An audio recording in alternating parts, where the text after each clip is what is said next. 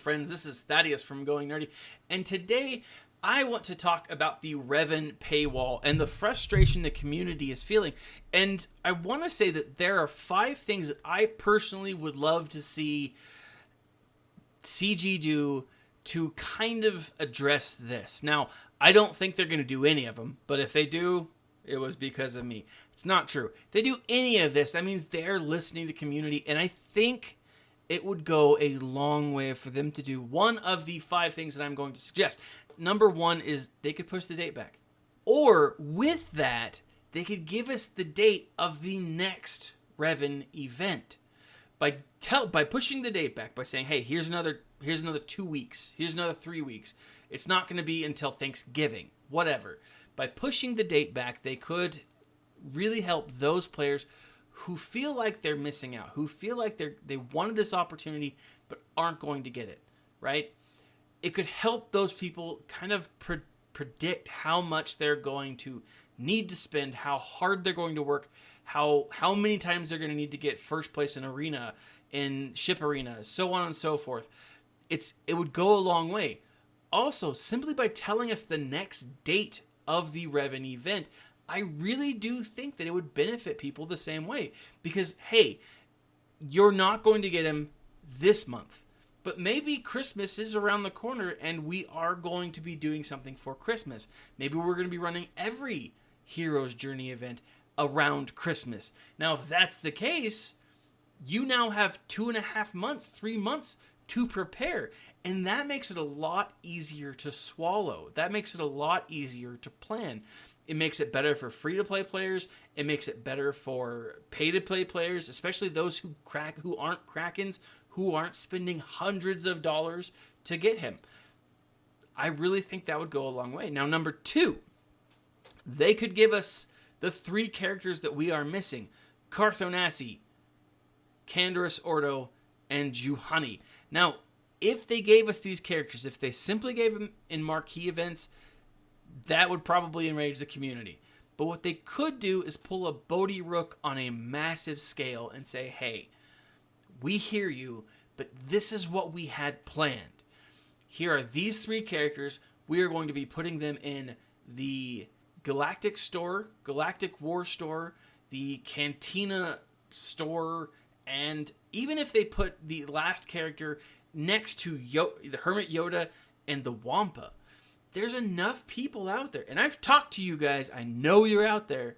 There's enough people out there who have been saving their currency. Not for some random third character to be added, but because they didn't know whether to choose between Yoda or Wampa. And they've just got a ton of characters because they're a ton of credits because they're indecisive. And that could really benefit those people. Now, it would be a nice gesture because the other 2 shops are a fairly easy farm, right? It allows the other 5 characters that need to be farmed for this. You can choose who you want. Now, it becomes a little more strategic, too, because you might choose a Canderous, who's an easy farm, over Mission Vow, who's not. But maybe you need Mission Vow and that Zalbar connection, whereas Canderous doesn't have the synergy there. I don't know.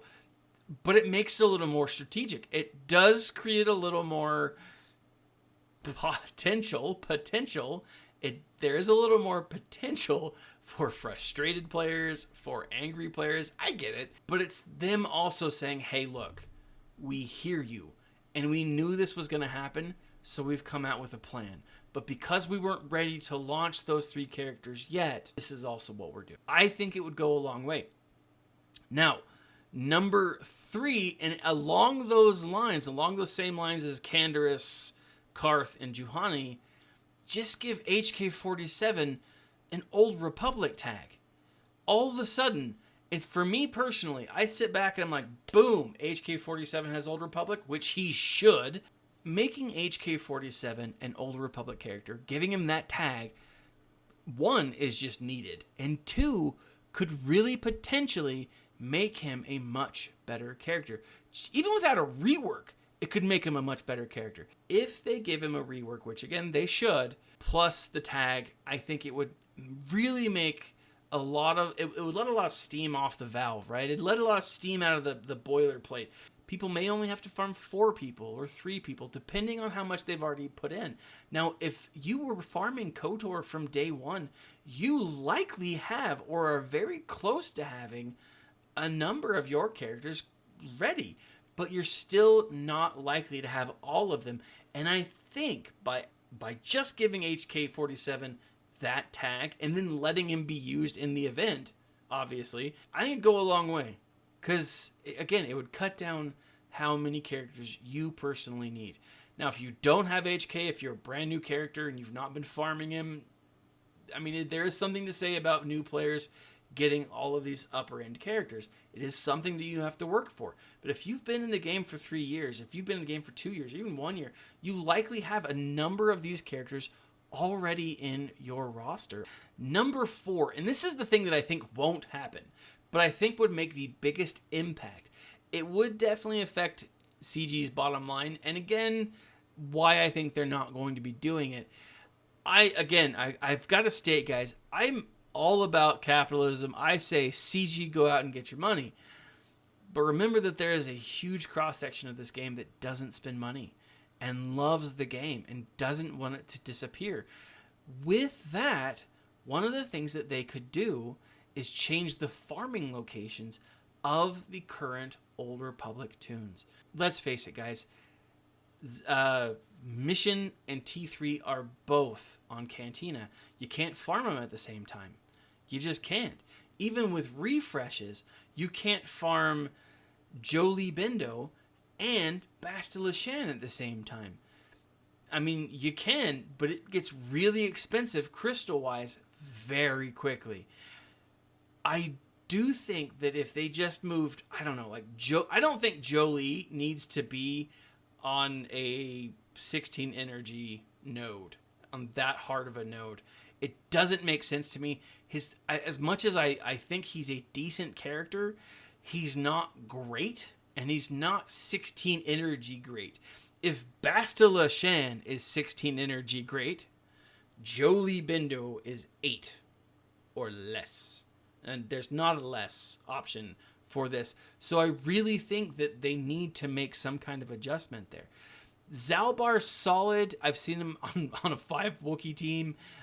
Missions, that back and forth isn't terrible. But seriously, I mean, the way that they've stacked these tunes just makes it very difficult for players to get. If they just moved 1 character or 2 characters, I think it would go a long way for the community saying, hey, we hear you. We're going to make these changes. It's going to be a little easier to farm. It's still going to be a challenge, and you may still have to panic farm a little bit, but the panic won't be as intense. I think that would go a long way. Now, finally, triple drops. Never seen them, and I think there's a good reason why, but I do think they'll eventually do double drops. Even if they did double drops for the next 2 weeks, starting today, tomorrow, whenever, it'd go a long way. It would help a lot of players. If they did double drops for the week leading up to it, it would help a lot of players. Now, I do think they will be doing double drops because most of these events have some kind of help leading up to it, have some kind of double drop leading up to it. It makes sense that they would do it for this. So I'd absolutely be shocked if they didn't do a double drop weekend or week for this event, especially being Revan. It's crazy. Now, I didn't necessarily like the way they set up the double drops for the Chewbacca event because it was like you had to get Imbo, you had to get someone else, and I didn't care for that at all. I thought that was dumb. I don't know. I think straight double drops, keep it simple, keep it basic, and do what you can. Those are the 5 things that I think they can do. The only thing I think they will do is double drops. If they did double drops and maybe one other thing, or some deviation of one of the other things, I think it would go a very long way to helping the community really be at ease with this, right? Or, after these 2 weeks, we're still really pissed off, they say, hey, C-3PO, he's coming to the game. Booyah. And he's going to be a legendary event that's ridiculously easy. I think that'd go a long way too. But let me know what you guys think. I personally don't think that every character should be unlocked on day one. I think there has to be value to it. I think the struggle is what makes a character, what makes a person really like a character or a thing, an object, whatever. What do you guys think? Do you think any of these things would help? Or is this just pouring gasoline on the fire? Is anything they do going to make this better? There's going to be a number of people out there who are just pissed. And no matter what happens, they're done with it. And I get that. I do. I understand that. I understand your anger. But really, guys, anger leads to the dark side. And the dark side is not a place that many of us want to go. Now, with that, and I'll leave with this final thought. All I got to say is, if you're not going to invest in Revan, invest in what you want. Invest in that character that you've always wanted to see Gear 12. Spend some time. Spend some time getting to know your local Ugnaught, because you won't regret it. You'll regret it. But maybe not as much as, trying to panic farm for Revan. I don't know. Leave a comment in the section below. Like, subscribe, share. Let me know. And if you completely disagree with me, let me know. I want to hear it. I do. Leave a comment, leave your feedback. Join us on Discord. It is a wonderful conversation. This has been Thaddeus from Going Nerdy. And as always, my friends, stay nerdy.